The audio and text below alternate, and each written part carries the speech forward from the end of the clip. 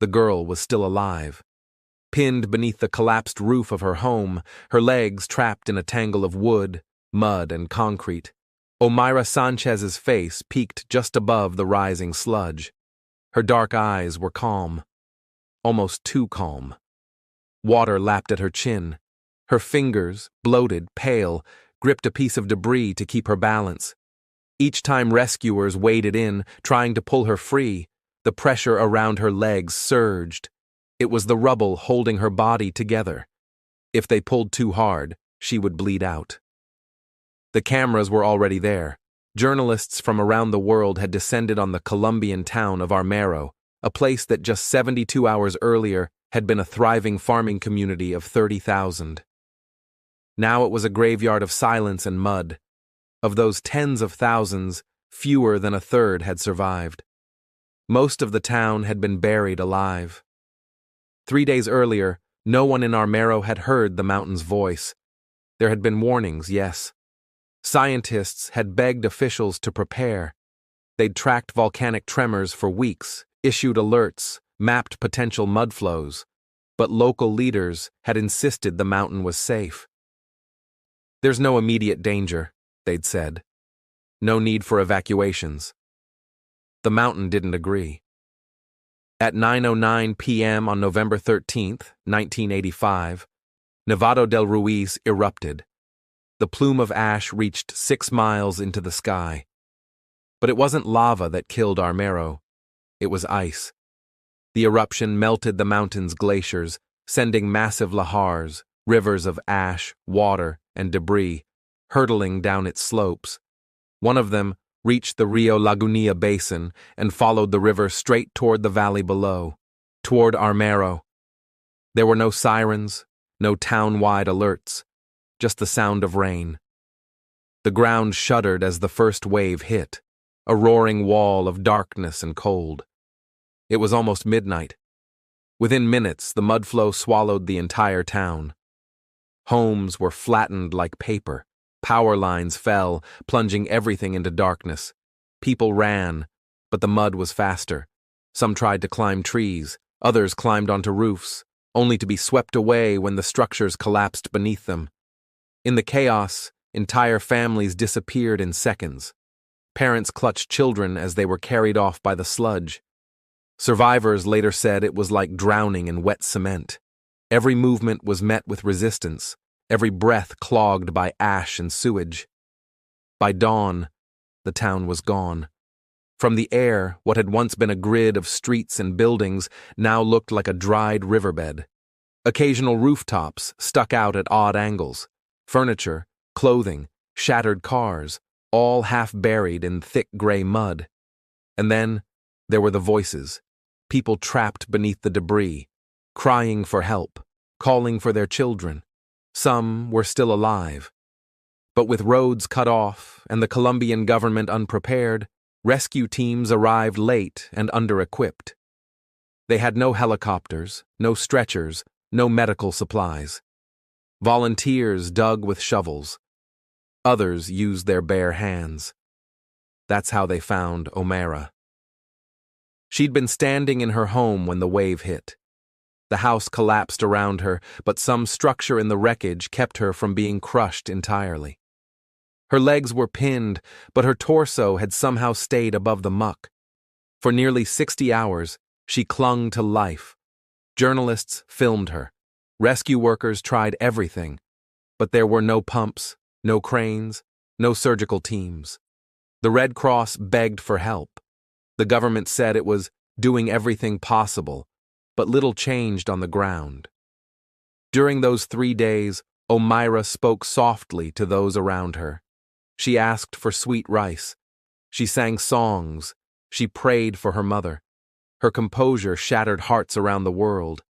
And when she finally died, her eyes rolling back, the water closing over her mouth, so too did the illusion that Armero's fate had been a surprise.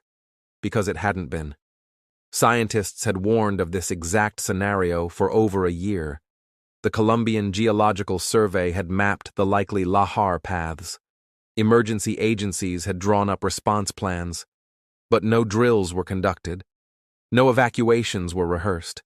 And when the eruption finally came, the system failed entirely. What followed was a national reckoning. Families demanded answers. Survivors raged at officials who had ignored reports. The press dubbed the disaster a tragedy foretold. But it was more than that. It was a failure of leadership, a refusal to act until it was too late. And the price was over 23,000 lives, nearly all of whom could have been saved if someone had simply listened to the warnings. Armero became a symbol of government negligence, a disaster not of nature, but of silence. And among all its ghosts, one image endured above the rest: a young girl neck-deep in mud, whispering her last prayers while the cameras rolled. In the days that followed Omayra Sanchez's death, the footage circled the globe. Newspapers ran her picture on the front page. TV anchors spoke in hushed tones, replaying clips of her final hours. She had become the face of the Armero tragedy, not because she had survived, but because she hadn't.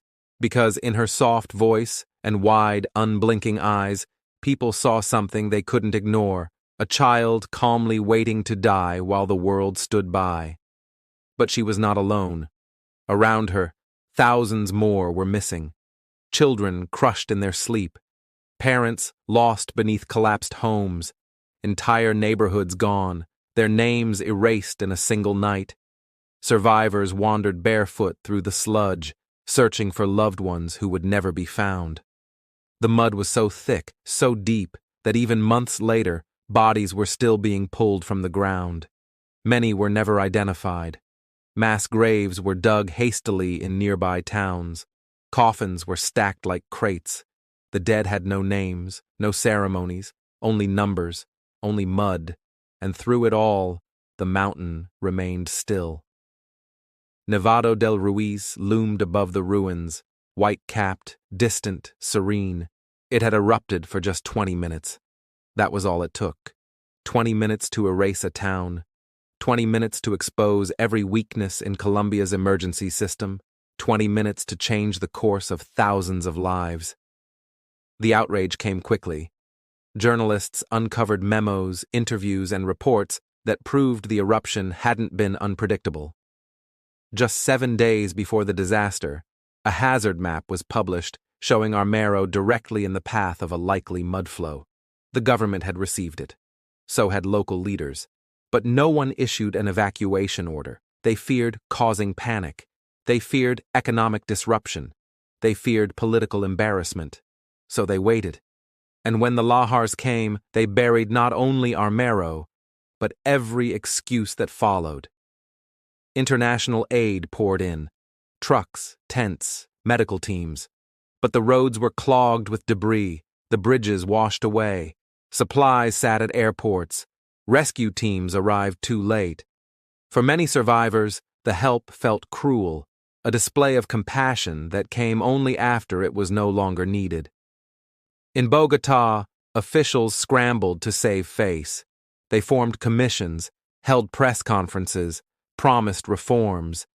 But to those still digging through the mud for family, it meant nothing. The silence from the night of the eruption still echoed louder than their words. And yet, amid the horror, the survivors endured. Some moved to nearby towns.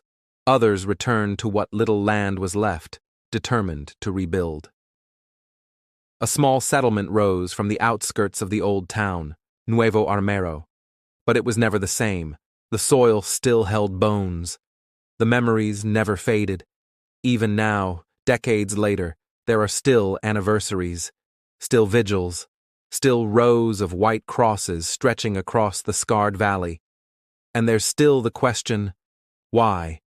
Why wasn't the town evacuated? Why weren't the warnings followed? Why was Omayra left to die with the world watching? The answer is complicated, but not mysterious. It lies in bureaucracy, indifference, and a refusal to imagine the worst until it was too late. It lies in the gap between knowing what could happen and being willing to act as if it would. It lies in systems built to protect governments, not people. and it lies in the silence. Silence from leaders who ignored scientists. Silence from officials who delayed decisions. Silence that swallowed an entire town before the mountain ever did. In the end, the tragedy of Armero was not just about a volcano. It was about the choices people made and the price others paid. Thank you for listening to Road to Ruins. Subscribe for more true stories where systems fail and people pay the price.